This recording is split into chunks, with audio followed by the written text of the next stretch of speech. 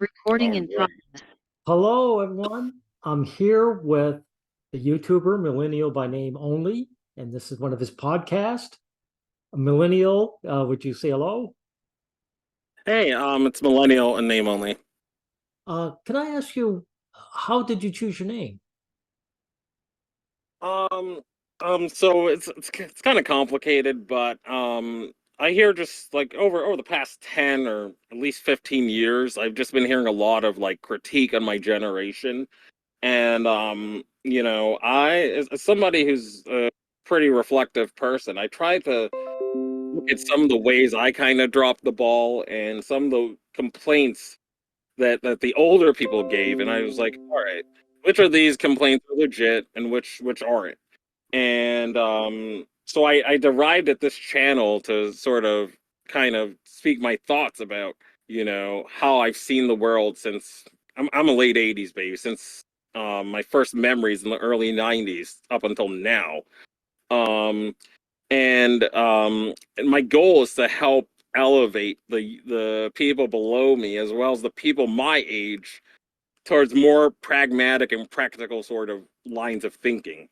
And also it's also a little bit personal too, because like there's this like sort of divide in the millennial generation. So the early '80s babies who are born from I want to say '81 to maybe '85, they don't even consider themselves fully part of the millennial generation. They consider themselves what they call xennials. And so like again, and I often make the comment that the only millennials that are going to really own property and do well are the xennials, because they got into the real world or graduated college before the economic crash, so they are grandfathered in to certain things that the core millennials and the zoomers are just not going to get. So that's basically the long-winded answer as to why I named it this. But That makes sense. that's a good answer though, because what is you've explained a lot of what we're talking about, and uh, like you were talking about before, like I'm Gen X, but I'm very at the far end of it. In other words, if I was a few years older, I might be a boomer, considered boomer. Yeah, funny you bring that up. So I live with my older sister, and yeah, she's like your age pretty much. So like I like by the time that she was like 18, I would have been like 6, 7, Yeah, or 8 or whatever. yeah. So like I watched her as like she was a teenager and stuff, and now she's like in her mid 40s and such. So I don't think like the Zoomers or the younger millennials would, again, because if I mean I imagine if I was a parent, I'd do the same thing. I don't want my kids to know like sort of my awkward periods or my rebellious periods. So I'm only gonna sort of talk and make myself look good. But But as somebody who remembers the latter Xers as teenagers and such, and with all the slander my generation gets, I remember the younger Xers awkward phases, and I know they're young adulthood, but you have older people now that are in their 40s and 50s that are saying that they were the best people ever, and we're the worst, when it's actually somewhere in the middle. I'll tell you now, it's funny. Gen X doesn't get talked about a lot. I think I can't say why, but I know that when I hit when I was finishing high school, there was the turnover then where even the high school diploma wasn't good enough. So it switched over then in the mid 80s. Because I remember my older sisters are about 8 to 10 years older than me. And during their teenage years, young guys were just fed up with high school. They were quitting high school and getting jobs. And I said, really? I said, yeah. I said, well, I can't do that. I did end up lucking out and get a job when I was 20, but it really was just luck out. And it's getting tough because what's happened, almost any job I've gotten, I either showed up and showed my face or someone knew me and put my word in. I've never gotten a job by posting my resume online, ever. So I mean, this is what you're looking forward to. Yeah, and like I just like again, I've mentioned in previous episodes, like a lot of the critical thinking was taken out when people my age started going to school. Because my sister, who's like your age, in high school, like she started high school in the early '90s. She got shop class, she got cooking class. I think they had driver's ed in like the high schools and such. Yeah, But then by the time I started high school in like 2004, all those things were gone. It was just directly teaching to an exam. Like, so it just seems that people under 42 or so were just like, they were just told to go to school, go to college, get a degree, finish that degree, and there will be jobs waiting for you that will pay you enough to get the things you want in your life. Um but you don't really get told that it's not really what you know, it's who you know. And I yeah, didn't learn that until I was done college. yeah. Well, people have always said that to me when I was a boy. Is that they always say, "Oh, it's my father used to say it's all who you know." And of course, I never really felt that way until I went through the brute experience of it. And the the the thing is, we were talking about our names. The only reason my name is City Crusher because I couldn't think of a proper name. I just happen to Oh, I have. thought it was because you like hated cities or whatever. You're one Oh of no, those. what it is I when I before I had icons, someone said, "Oh, you should get an icon." This is when I was just talking on the internet, and so I scrambled and said, "Okay, what do I want?" Well, I like Godzilla, so I put Godzilla on it, and then I had to come up with a name when I started my channel. Everyone knew the Godzilla icon, right? So I said, "Okay, I can't change that. So what do I give with it that makes sense with this?" So I mean, it's such an edge lord name that I'd never choose if I had more time to think about it, if I had put more time. So your name actually has a lot of thought behind it, mine doesn't. So that's the reason why. There was all kinds. Can I play a little of your video? Yeah, go ahead. Yeah, let's start. Howdy, y'all. Dan Scotland here, your favorite Xennial. Welcome to another episode of the Millennial Name Only podcast. You can find us on YouTube. Oh, I didn't notice that you did call yourself Exennial then. Yeah, my okay, so I have three older sisters. So both of them are considered Xennials officially, 83 and 85. And even when I was a kid, they always like they had more of affinity to my older sister, but I mean, we were growing up in the same house. So like again, I mean, I think I had maybe 60 to 70% of the upbringing they had, but for whatever reason, like even now when we're adults, like they're getting better with it, but it's like they still think I'm like a very tiny kid and they're these like know-it-all adults. It's like even now. And Oh it's yeah, like that never ends. That never. Funny. Yeah, exactly. But the only thing I could see by kind of giving yourself a different name is trying to get away from all the negative aspects that come because with whatever generation you're at, and there is really no escaping it. I don't think there is. Okay, let's hear some more. YouTube and Rumble and hopefully Odyssey in the future.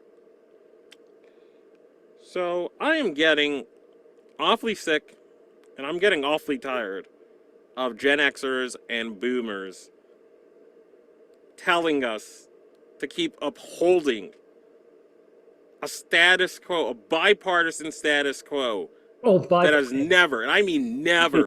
by the way, um, the boomers should know better because the boomers were shit on by the generation before them constantly. Really? Well, remember, I don't know if you remember the old slogan where they were hippies, right? A lot during the hippie generation, I should say. And they would have like the slogan, don't trust anyone over 30. And Oh yeah, I remember that. yeah, and the 30-year-olds would anyone over 30 had the older generation mindset. They were already in the system. Yet the boomers were given a hard time, and the boomers just became part of the system anyway.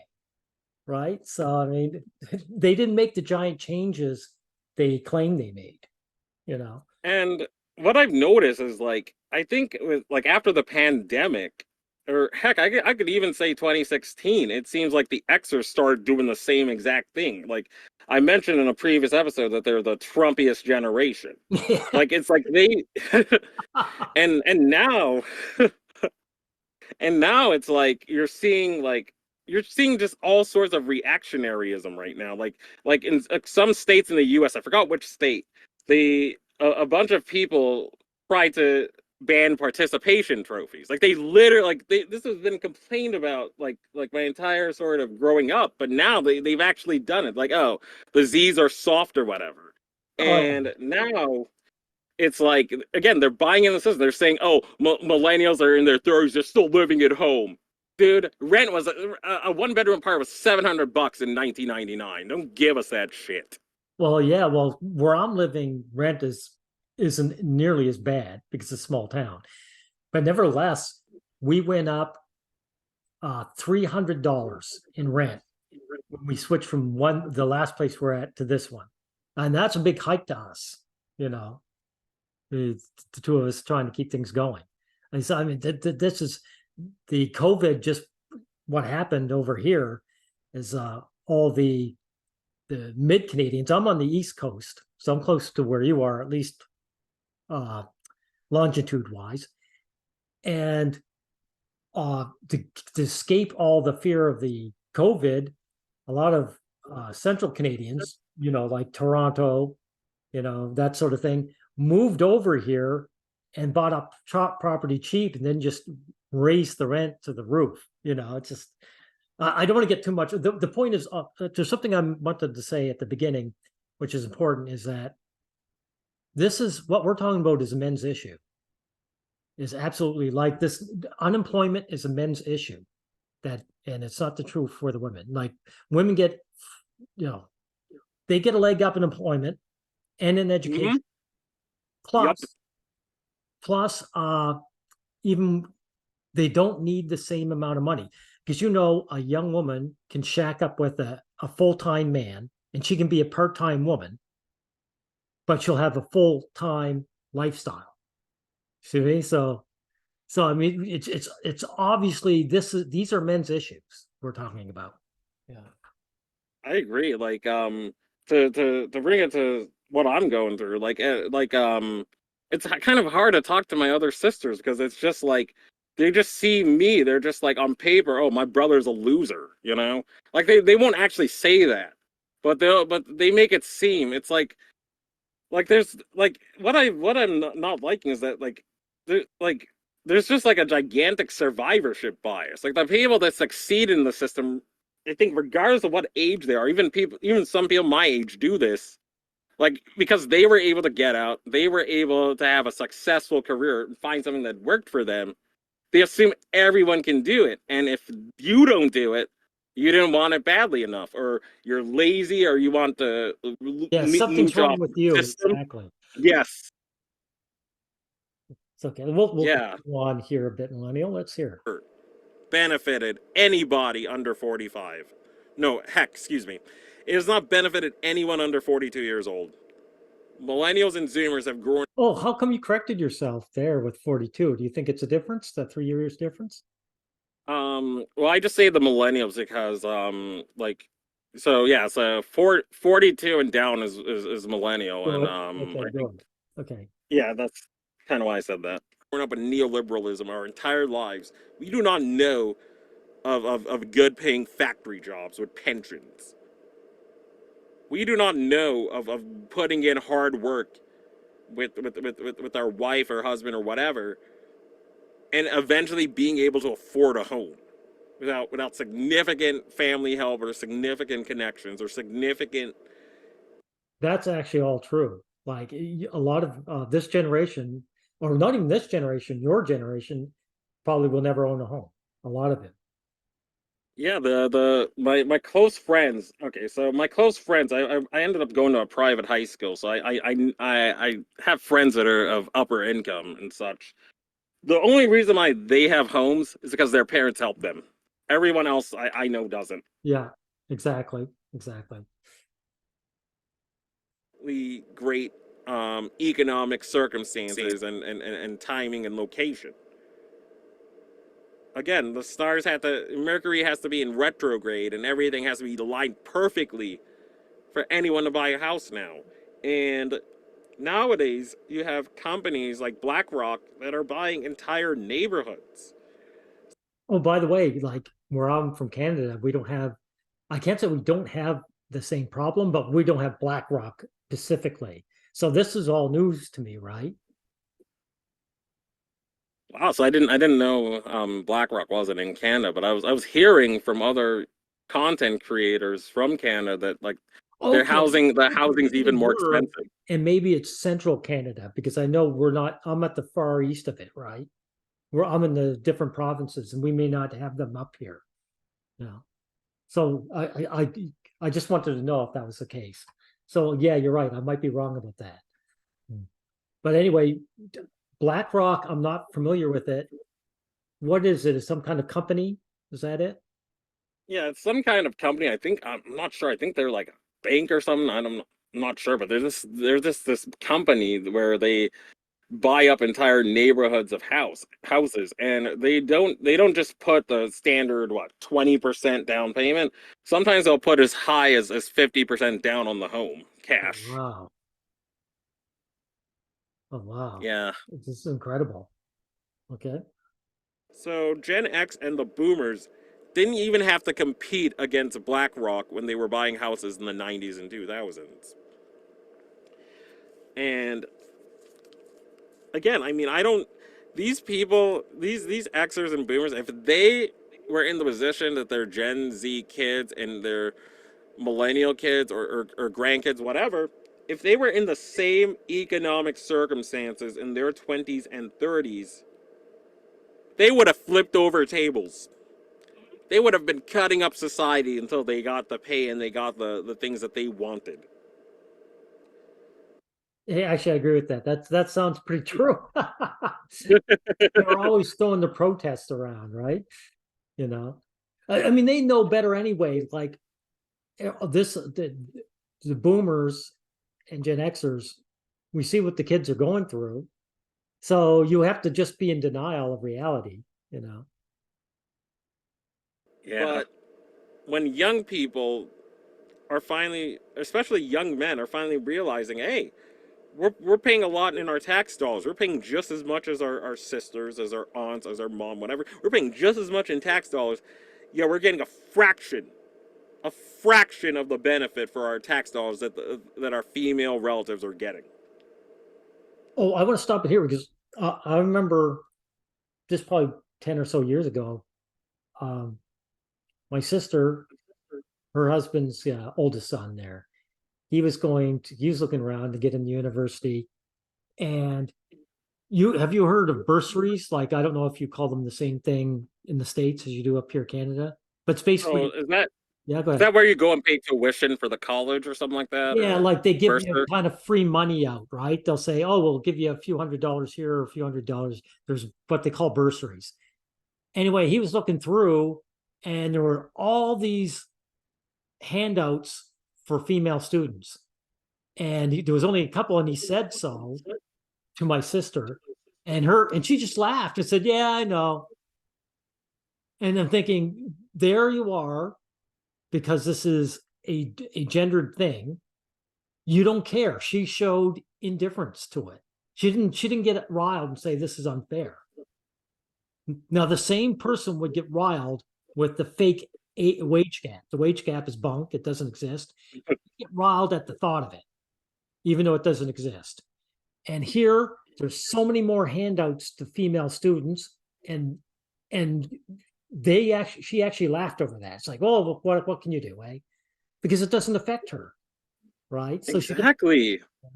Like it's like I'm starting to think that like women in the West are like they're like the GOP in like the United States where they only care about a problem if it affects them personally. Like I remember in like the early no like the yeah like mid 2000s when I think W was running for re-election or whatever and um it was Bush Cheney.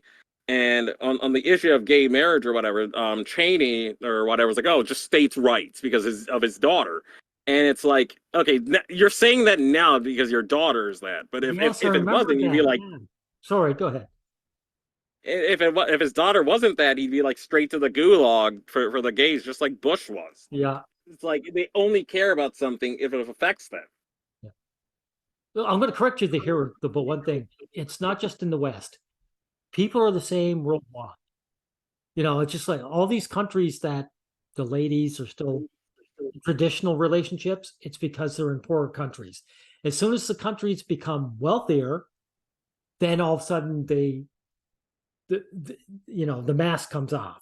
All you have to do is look at India. India is one of the biggest feminist shitholes ever, and it's traditionalism was thrown completely in the trash by the women that lived there. Just as soon as it got decent, decent, easy living by comparison. They're all the same. It's happening in Korea. That's why the Korean guys actually had Yeah. put up a stink, right?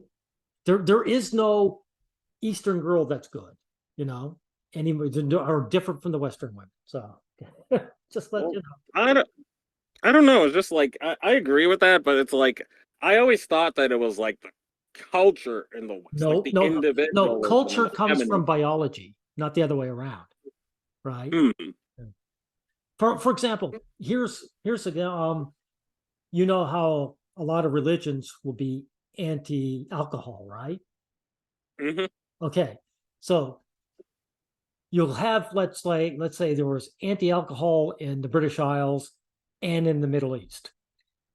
Yet you'll have Irish priests that are drunkards, and you'll have Muslim men who won't touch it.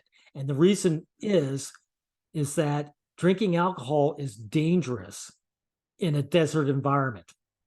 So it's because it's uh, the morality, quote unquote morality, for the Middle East is about survival, and it doesn't exist in the British Isles. They've got a colder, wetter climate. You know, so our idea of morality often comes from our biological situation or survival situation, right? I just wanted to point that out. That's fascinating. I never knew that. Like I always like again, my mom is Muslim, so I know that they don't drink alcohol and such. Like I've grown up a lot around a lot of Muslim people, but I didn't know it was because of the desert environment. That makes Yeah, sense then. exactly. It's just like spices. They said you'll notice that almost every hot climate has super spicy foods, and it's their effort. The spices kill the germs in the food, that sort of thing. So in hot countries, so you just see it all the way around. Anyway, let's hear a little more. To go back to your alcohol example, like the Oh yeah, reason why I'd imagine that people in like the British Isles or whatever would do alcohols because I heard like when people were like when they were doing like when they were going to like the Americas and stuff like alcohol was the only thing that didn't have germs in the water. Like it was yes, the the only alcohol drink you could killed the germs trust. exactly. For Millennial, you go ahead. Yeah, that's I just wanted to add to that, but you can keep playing it if you need to. No, no, no, I agree with you because what happened. Uh, the irony is when they got over here in North America, there's all kinds of fresh water, but they were still reacting as if they were in Europe, and so they were still drinking beer and apple cider and getting drunk when they could have just drank the fresh water that was here.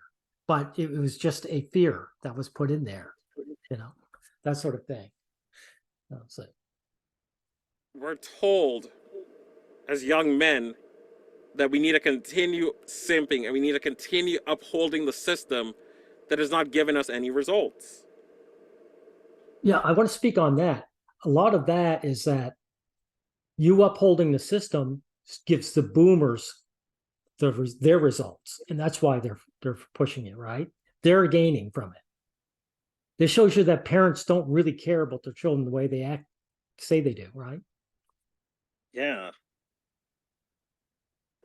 all neoliberalism has given anyone under 42 is perpetual war, um, outsourcing of jobs, continually moving goalposts. So companies, so people being told, hey, you need a college degree because we're moving towards a service economy. And then the millennials and Zoomers doing exactly that. And then being told, oh, well, well, you need to be more adaptable. You need to get this certification instead. That degree was not the most useful degree. You should have gotten it in STEM. Again, if everyone gets a degree in STEM, and if everyone had the aptitude for STEM, then STEM degrees would be as useless as quote unquote liberal arts degrees. Yeah, I see. I really like that. He spelled it out perfectly. The goalposting moving, right? Because it's like, oh, when you fail, and we don't want to ever say, oh, it's something out of your hands. It's always going to be something you did wrong, that sort of thing. Like it wouldn't be so bad if the U.S. had the safety nets pre 96 or pre Clinton ending welfare. Yeah. Like what I have like a friend or who's kind of like an uncle to me. He's in his 50s and he has like a daughter who's a early Zoomer. He was saying that like in the early 90s and such, like he was saying around the same timeline as you, like late 80s, early 90s. That's when the economy started changing, where one job wasn't enough, one income wasn't enough. But like he was like prior to a drunk driver hitting him, like he was able, like he was an EMT slash paramedic, and he was doing very well in it, and he was making pretty good money at the time, like the early 90s or so. And yeah, I mean, he like again, like the crap started hitting the fan then, but like again, like I used to I mean, I've done research, but it's like they used to give people government cheese, they used to give people like cash payments and such. But now like it just seems like younger people have had to, like, if they have parents that were generous enough, they have to hope their parents will let them stay in the house for a little bit longer, or they're living in their car, they're on the street, or they're just doing whatever it takes to have independence, or live on their own. It's like if I had safety nets when I was in between contracts or whatever, it probably wouldn't be so bad. I could probably try to figure it out. But it's like there's no help. It's like you have to just yell for your way through it. Yeah. And again, this is safety nets specifically for guys, because when women are in trouble, all of a sudden there are safety nets. Here's the welfare for you. You can stay at home and not work, lady. Just have your child, that sort of thing. Also, here's another thing where I did a video where they were talking about Japan having declining population. I said, look, when they have single mothers, when they're paying women to become single mothers, they increase the population. It doesn't make a great what do you call it there, millennial. It doesn't really help out the economy. That's what I'm trying to say. I'm sorry for tripping on words.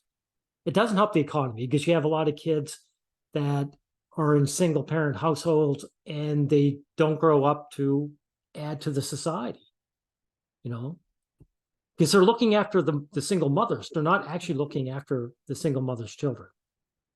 Yeah. Yeah, I agree. Like they're like, again, they just, like, I think it's partially like, I don't know, like it's partially like some people in like the black, I'm a black person. Some people in the black community believe it was partially social engineering for that. Like, oh, we break up, we give the black women Yeah. welfare or whatever. We drive the black male out of the house, and then they can't go and build black Wall Streets. I don't know if you've heard of Tulsa, Oklahoma, where it was like in the 1920s, it was like a well-off black neighborhood. They had banks, they had all, it was like a district in I think Tulsa, Oklahoma, and through race riots, it was blown up. So I'm saying, oh well, they're doing all this social engineering so black people don't unify and they don't build black Wall Streets anymore, and the people that are on top stay on top. Yeah. The thing is, there's definitely no social engineering for a specific group anymore. Well, there is the male sex. I could say that. Yes. As I say, like the black population was the canary in the coal mine because like every other race is dropping into it now. Yeah. And what next pisses me off is that instead of white men showing solidarity, like, oh, this is happening to me too, they prefer to fall for the old the feminist attack white men, and then they say, oh, this is a white man thing, but we're the ones under attack, men fall for that divide and conquer horse shit every time. They do. It's like they're not even strategic. Like with women and such. Again, I'm not. I get that. I get that some people are uncomfortable with LGBT stuff. Whatever. That's what people are entitled to their own personal preferences. But with women, they're able to use lesbians and gay women. They still have them in their alliance to bash men. It's like women are way more strategic at uniting and then working together against a dude. I guess in terms of working together, I think they're terrible at it. But in terms of working together against dudes, Yes. everyone, straight, gay, whatever, they work together and like, oh, men ain't shit. Yes. Yeah, it's the only thing that matters. Like if you look, I can't say the average woman, but definitely hardcore feminists, they're the ones who are quickest to get naked in a protest. They are nothing but their gender. If you erase their gender, they would take their lives because they would have no reason to live. I mean, it's that serious. They don't have anything about their identity other than their sex. And you're right. Women really do see, I keep saying, women see men as the other team. And guys don't want to hear this, but that's how they see us. I'm talking with all my loved ones who get along well with me. They see me as a member of the opposite team. Yeah, same as my sister's my mom. Like I had this conversation with I had this conversation with my mom like last week about how I would never marry a woman that couldn't cook. And my mom and my dad saw me cooking since I was like 12, 13. So I'm a pretty decent cook. And I did most of the cooking in like my previous college relationship. Like I was the better cook out of the two. But like I've been cooking for quite a bit of time, and I would just be disgusted with a woman or partner that could not cook because I spent years since 12 years old learning how to do it. And I think it's just, you can go Yeah, on the but internet. that doesn't matter as much if she's a great engineer. You can say, okay, I'll cook meals, and you go and become an engineer. You work a few extra hours outside the house, and problem solved. Well, funny enough, my mom kind of gave a response like that, but I'm like, after seeing how women have been to dudes and how big the requirements are, like putting a blue piece of tape on a wall and be like, oh, if you're not 6'2", get out of here. Like it's like, you know what, I'm gonna be just as brutal too. Yeah. But my mom was like, no, you shouldn't do that. Like, she could be good at other things. And I was just having none of it. But again, I don't know. I'm just too far gone with this. Like Well, actually, I'm this surprised you're problem is talking about it at all because I know what relationships are, and there's just nothing there. It's just fake love. No, thank you. I'd never, if I won the lottery and I could bribe one, I just wouldn't. I'd be saying, nope, I'm going to find something to do with my time. Maybe I'll open up a men's club or something. Just there's nothing there. There's nothing to gain whatsoever. you can pay for it though. Like you can just be like, I'm just gonna rent it and just focus on my hobbies. Okay, let's hear a little more. But again, not everyone is good at math and science. Many people have considered trying STEM or STEM adjacent careers, and they didn't have the aptitude, the intelligence, or Oh, you were just reminded by speaking of this, Millennial. You remind me. What was that? You ever hear of that show, Dirty Jobs? yeah, What's his name? The guy who's the head of it. I forget his name. Who does the Dirty Jobs? Mike Rowe. Micro, yes. There's a guy that always came off as a decent guy until I realized he was trying to do what you're talking about in your video. Hey, everyone get into these blue collar jobs. All the men get into blue collar jobs.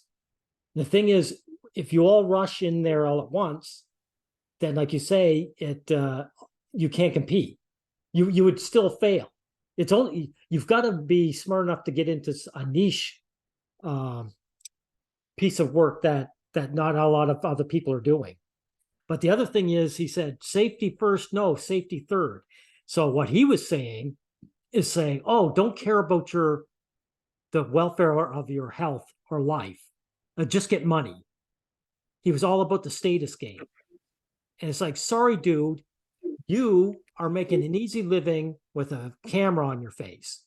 Don't dare tell these young men to take their lives in their hands. You know, that's my attitude to that guy. You know. Yeah.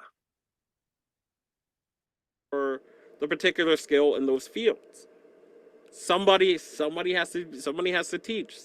Somebody has to stack the books. Somebody has to be a paramedic.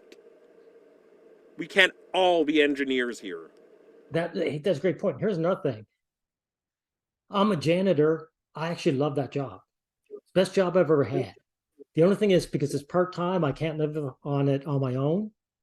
But stress-free, I work on my own. Anyone can do it. I love it. I couldn't work it if I had a wife. I would have to get another job. No, thank you. You know, it's that simple. Yeah, it's all about doing what makes you happy, man. But you get told they keep moving the goalposts when we do what we were told and what we are misled by our elders to do.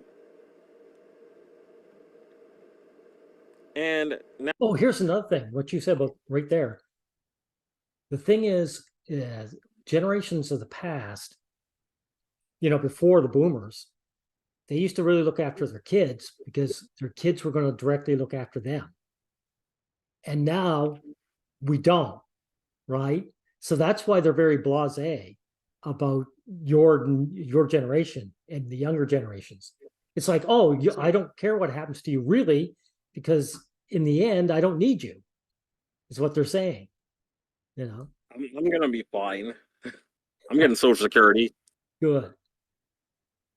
Now young men are finally like, hey, you know, we're students of history. We watched our parents in the 1980s, which again, I believe 2024 is going to be a repeat of 1980, where it's going to be a pretty cataclysmic election, and whoever we end up getting, um, whoever we end up getting, we're going to be living under their paradigm for 30, 40 plus years, just like Ronald Reagan in 1980. Just like his election made both parties succumb to neoliberalism, and FDR's election created a bipartisan consensus around the New Deal up until Nixon. That's actually a good point, because really, from what I understand, it was the Second World War that kind of ruined the states' political scene, because it allowed the companies that were the corporations that were making all the war machines to push the government to give them openings, you know, to take out regulations. And once they were able to get money into the politics, it was just like a wedge, just kept breaking it open more and more. Ronald Reagan is basically the result of that, you know. Yeah, and like again, it's like my country, the U.S. is like, I don't think we'll ever be capable outside a couple of very blue states of social democracy. Like there's just this hazing mentality, and there's just this I don't want anyone to unfairly benefit, or I don't Yeah, or exactly. it's just this like suffering or whatever builds character. Like Reagan used to be a New Deal Democrat, but then he met Nancy and then changed his politics, and it's like, oh well, I didn't lead the Democrats. So it's just like, oh well, I want to make my enemies suffer. Like I have this friend out in Kentucky, rural Kentucky, Trump country or right wing country, and she says that a lot of people vote quote unquote against their interests not because they think they're going to get anything out of it, but because they want to make the other Yeah, their enemies suffer. yeah, exactly. Like crabs in the bucket. And you know, Hmm. this might be a bit off topic, but I'm actually surprised the United States was able to be as large as it is, even in present time, because it's such a huge country, and the people have such different attitudes from one end to the other. You like, I'm surprised that like the South didn't break off again, say no, we have these certain things in common. We want to be our own country. And the Midwest, you know, they have a lot in common in the Midwest, you know, that sort of thing. It's surprising you're able to keep it cohesed as it is, right? Yeah. That's off topic anyway. Let's hear it. This election, I believe, is going to be that transformative, and it's going to be millennials and Zoomers deciding, like the boomers, silent and Xers were deciding in the '80s what direction they want their Republican and Democratic Party to go. Millennials that have been Democrats have not gotten anything for their vote. All they've gotten is a direct transfer of their tax dollars to Gen Xers and Boomers that already have kids, that already own properties, towards their tax credits, towards buying them a third, buying them, towards upgrading them from a starter home to a nice house in the burbs, while their kids and their grandkids are never going to own anything. Yeah, that's a good point too. The boomer generation is actually absorbing everything out of the millennials and the Zoomers. They basically just kick the ladder out from underneath them. It's really disgusting.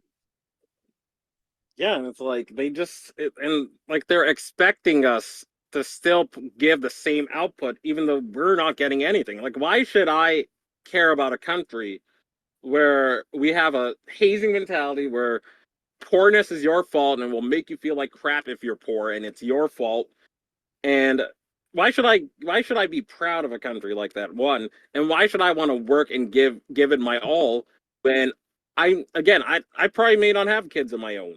But what pains me the most is I'm such a I have so little funds and so little sort of capital in my life that I can't even leave crap if I were to die today to my two nephews. That's like, if I don't achieve anything else and I can leave some money so they can get stuff or a house or whatever, then I think I've done my job. But I'm not even being allowed to do that. So why should I have any stake in this country? Oh, especially since what was it? When was Flint, Michigan fell to pieces? How long ago was that now?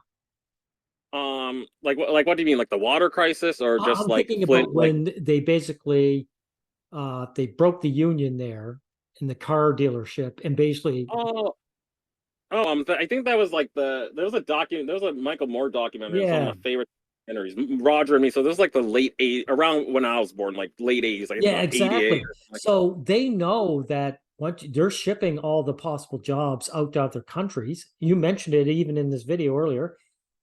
How would they expect you to keep up with them? Like you say, your country is turning into a service industry country. It doesn't even make anything anymore. You know, exaggeration, but you know what I mean. Yeah. All That's all voting for Democrats has gotten me, as somebody who's 34 years old. And like Albert Einstein once said, insanity is doing the same thing over and over again and expecting a different outcome. It is time the millennials and Zoomers create a Democratic and Republican Party that works towards their interests. I don't give a flying fuck anymore, all right? That's a good point. Really, there should be a third party option. Like everyone always says, throw your vote away, but I disagree. You're not throwing your vote away if you actually start talking with one another and actually voting in a big block, as not as a an area that you live, but as a generation. I I definitely agree that that should happen, but I think there's like I hate to be super pessimistic, but like there's just so many like American politics on every level in all 50 states is just bought up 10 ways to Sunday. So you'd have to get through like the power structures in each individual thing. You have to figure out what they are, who runs things, who would gain if there was a who would no, excuse me, who would lose if there was a third party, because like many states are like one party states, so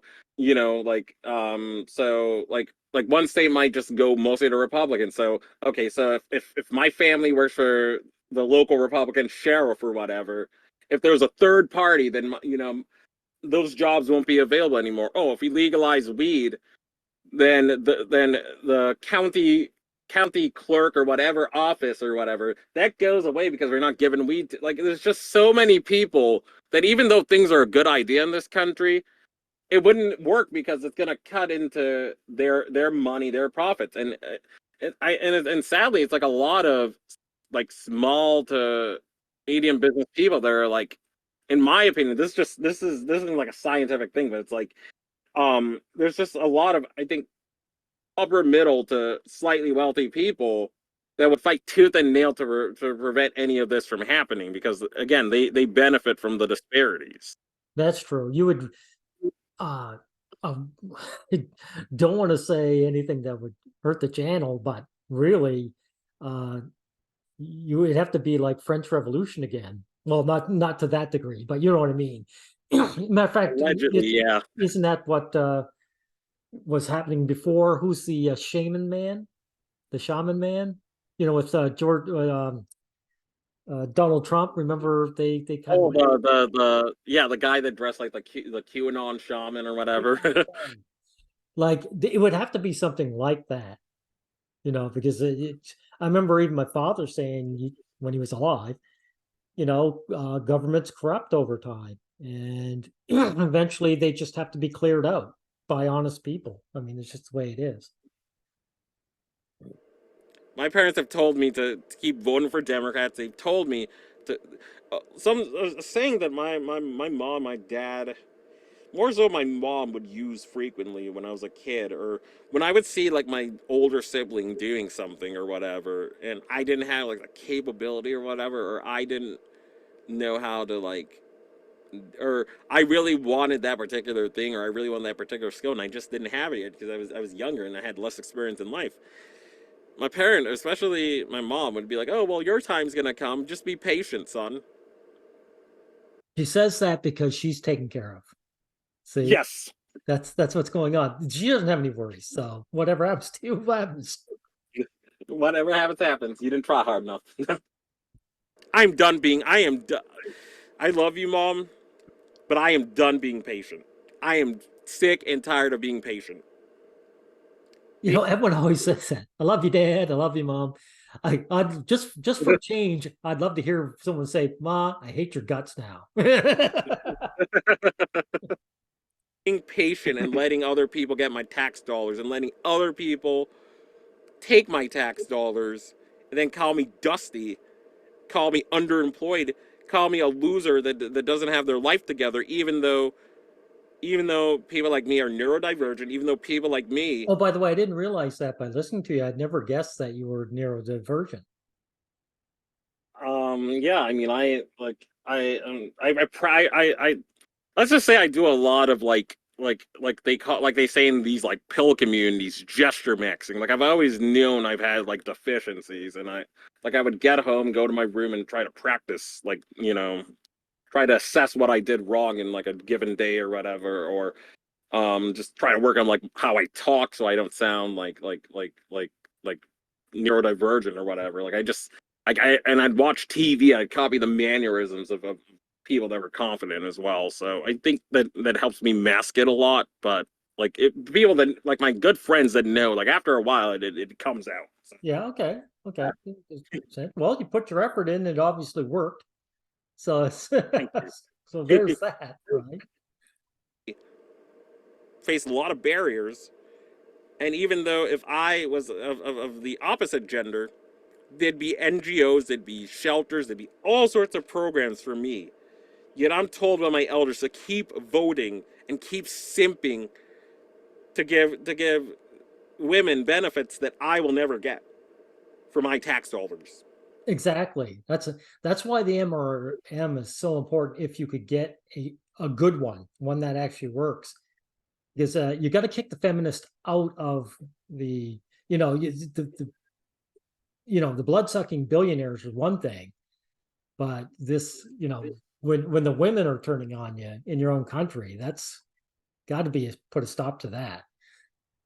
And one thing that to agree with your point, like again, this was just overheard, so I don't know if my sister said this for sure, but like during what's the name? One trying to think like Thanksgiving like our Thanksgiving break last year in November. I think in Canada is like October or something. I don't know how I know that, but but like Thanksgiving, like my siblings from New York and California came, and think this was I'm trying to think what year this was. No, this is 20. Yeah, this is last year. And I think there was one election over in Georgia. Oh yeah, Stacey Abrams or whatever. And there were some people. There were some black people, some black males. That were like, I don't get nothing from voting for the Democrats because when I vote for them, they just give NGOs and money and support to women. I don't get anything out of my vote. My younger brothers, my sons don't get anything out of my vote. Maybe I'll vote for Kemp and see what he's going to do. And I heard my sister, I heard my sisters complaining so loud about it. Oh my God, how dare they do it? How dare they do it? That's sexism. That's this, that's that.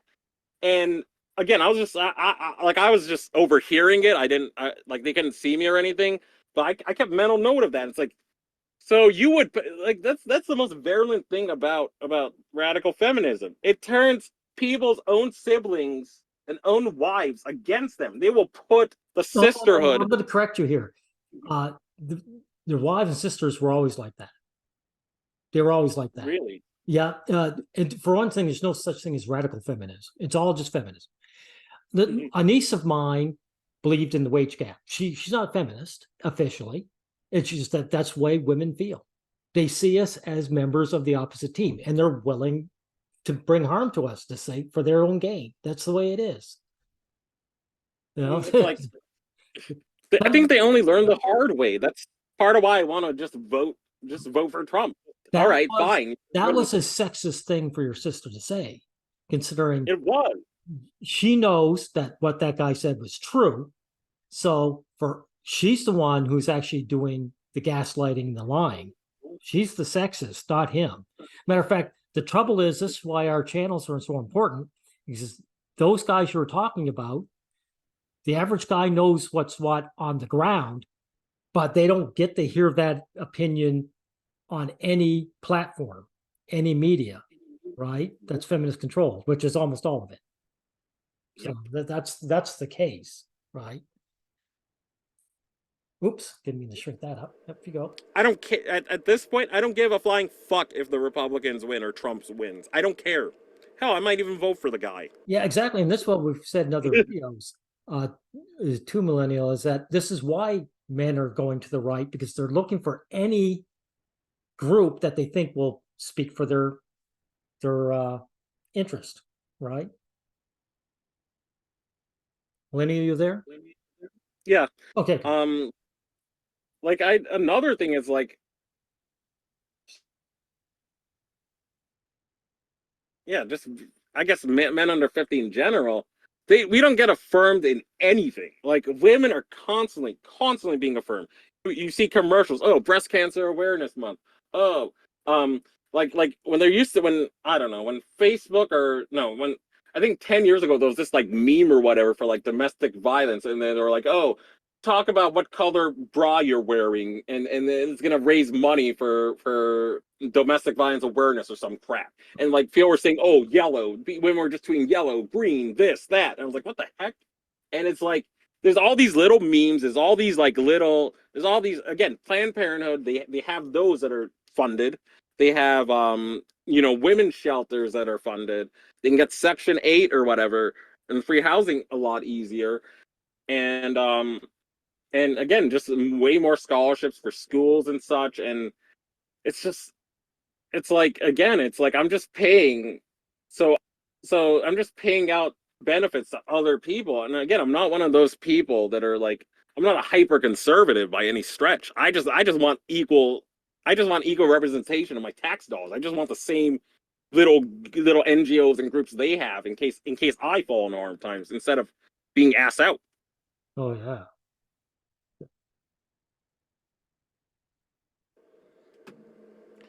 But the status quo isn't working. Voting for Democrats that are just Republican light, that, oh, we might expand some Medicaid or whatever. Oh, we might forgive $2,000 in student debt or whatever. We might make a little bit of tweaks around the edges. And then the Republican Party then wants full blown Christian theocracy, which I think is equally as virulent as structurelessness that the structurelessness and moral relativism that the left wants. But what inspired this little YouTube rant was this. So I'm a big fan of the Green Gorilla channel. He's a Green Gorilla is a tenured professor, I believe in the Midwest or something like that. And he talks about male issues, especially black male issues. And I got a little ticked off um, yesterday when, again, he made some good points that we shouldn't just. Well, maybe I should go a little further ahead. I don't. We're not familiar with the Green Gorilla. Do you have anything to say about him? He's a men's advocate.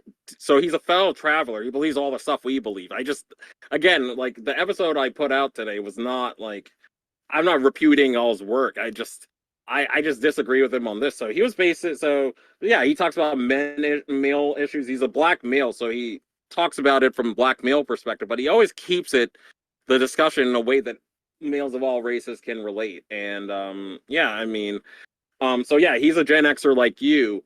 And again, I'll put a little bit of spoiler because we're gonna go further ahead. But like he was saying that he has his problem right now is that he has three rental properties. Yes, three rental properties, and one of his tenants isn't paying. And then he was saying throughout this entire 2 hours that if us black men go and vote for the Republicans, we got to be aware of the consequences. They may put very racist policy. They may do things that are very antithetical to black males, and he's right on that. But it's like, he had panelists that were saying what I was saying, that people our age haven't gotten anything from the system. We just keep seeing our sisters do well, and then our sisters look down on us. So Yeah, it's like yeah, insanity is doing the same crap over and over and expecting a different outcome. And I'm just like, no, let's just flip the entire board. yeah. But yeah, I mean, I love the guy. I've donated to his channels, but Well, no, I'm not. I don't Green Gorilla at all. No. no. Well, especially like I say, your sisters look down on you. There's absolutely no reason for that, considering most women, your sisters could be housewives, and you would still respect them. So it's like Yes. you don't have to be their their partner, their husband or whatever, for them to have the exact same attitude. Even their brothers, they're checking you, they're measuring you, I should say, by your income, as if that should matter whatsoever. Oh, by the way, Exactly. you used the word dusty, and I've heard guys use that. Mhm. I've heard of the term, but wasn't quite sure the exact meaning. What they mean when they say dusty? Okay, so I'll try to give what I believe the meaning of it is, or how I hear people use. So it's just basically someone who's like who lives in their parents' basement, who does scams to get money, but they don't even do the scams properly, so they're always getting in trouble. They're always down on their luck. They're never able to get it fully together, like Gilligan from Gilligan's Island. Oh yeah, They're just eternal f ups, pretty much. yeah. So that's how people use it. It's like that old song, "No Scrubs." It's basically something Yes. like that. You know, exactly. Okay, so let's go a little further ahead. Black men should do whatever the heck they want. If they want to vote for Trump, they should do it. If they want to vote for the Republicans and they want to take a page from Wisconsin, I agree with that. Like you say, you're getting nothing anyway. What's the harm? You can't lose any more than it is. Michigan, and Pennsylvania's book from 2016. That's valid too. Um, if they if they want to continue voting for Dems, which I don't recommend doing, but again, and it's people's vote. They can do what they want. But again, what the before I bring this on home, the comment in this sort of lecture that annoyed me most was when Green Gorilla, the professor, was saying that Oh wait, you already explained this, so let me jump ahead. Yeah, here. All right, okay, so here's the page. All right, so here's the comment I left. So respectfully, okay, so Dr. GG mentioned in the thing that he's been screwed over by both men and women. So just Yeah, that's a good point. Like both genders dislike men and like women. That's where all this problem comes from. There it is in a nutshell. The gender bias. like the ways that men screw me over is this. So I live kind of in like a poor sort of neighborhood, and in poor neighborhoods and like Black and Latin cultures, like hyper masculinity is a very big thing, and you don't ever get a break from it. So even if I'm just driving and doing errands, like your masculinity is always being challenged. Like people drive aggressively in the Northeast anyway, but like I feel like people are extra with it because I look traditionally masculine. It's like, oh, you're driving like an old lady. Drive faster, bro. Yeah. It's just, and I don't know, it just feels like people size me up as a guy. Oh, are you the hyper macho black stereotype? And if not, I'm not going to respect you. It just feels like as a guy, if you don't behave how other guys believe you should behave, depending on the context, then you will not get any peace. But as a woman, you can be anything. You can be a tomboy, you Yeah. can be a butch, you can be a pretty girl, whatever. You can do whatever you want, and you get respect off top. Oh yeah, completely that way. The thing is about status, if you actually have it, you don't have to prove it. Mm-hmm.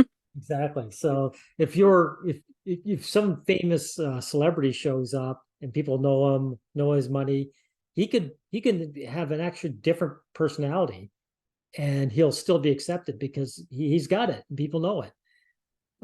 The old uh, showing off your masculinity or so-called hypermasculinity is really just insecurity over low status. You know, there's no bigger flag to say that you're low status than behaving like that. You know. Yeah, that's like I mentioned, I've gone to like private schools and nobody taught me what you just said, but it's something I always picked up. Like I watched my friends' parents who grew up with way more money and they never did that. It's like, oh, well, that's just like a low class behavior, it seems. Oh yeah, exactly. Okay, well, I don't know how long we've been going, but I think I'll just tell people to go in and listen to your video, on its own. And I think we've gone far enough. Is there anything else you'd like to talk about before we end? Um, Not at the moment right now, no. But I will say to the Zoomers and to millennials that and I'm gonna do another episode on this. So I'm actually foreshadowing a little bit. I don't know when I'll do this episode, but don't let the older people tell you you're any less or that you are not doing enough. According to one article that I read, like, believe like almost 10 years ago or whatever, it said that millennials and Zoomers as teenagers and as teenagers and maybe like very, very young adults are the most well-behaved teenagers, or the most well-behaved kids of all time, I like in, believe. in recent memory. Yeah. And so like don't let the older people talk down to you. I remember like my oldest sister's era, who's like around your age. The 90s was way more violent than the 2000s, the 2010s, so on and so forth. There was way more violence. And I think Xers as a whole, not to bash you or anything, were way more rowdy and rebellious than millennials and Zoomers ever were. That's just me though. Yeah. My generation was the one where us white guys wanted to be Eminem. We wanted to be we wanted to emulate the black ghetto guys. And well, I wasn't really doing it myself, but when I say we, is generally, right? And it's basically saying, dude, don't you realize that, those guys are acting like that because they are at the bottom. You don't want to be at the bottom, Yes. So it's just weird, it's just ironic, That's why we had somebody, what was that 90s song? Too Fly for a White Guy. You ever hear that? Oh, Offspring. Yeah. I've seen them in concert. Yeah. They really slammed on that poor white guy. But did you ever notice, have you ever seen the video? They had a white Yeah, girl, they had a white girl in dreadlocks, and she was cool. If you ever yeah, yeah, I remember when that video was like, I don't remember like the exact details of the video because it was so long ago, but like I remember when it was like played a lot on Total Request Live. It was like one of the top videos. Oh yeah. Okay. Yeah. Okay. We'll end it here. And Okay. thank you. I think it turned out to be a good talk. Say Me lovely. too. Yeah. It's a pleasure. Oh, thank you, Millennial.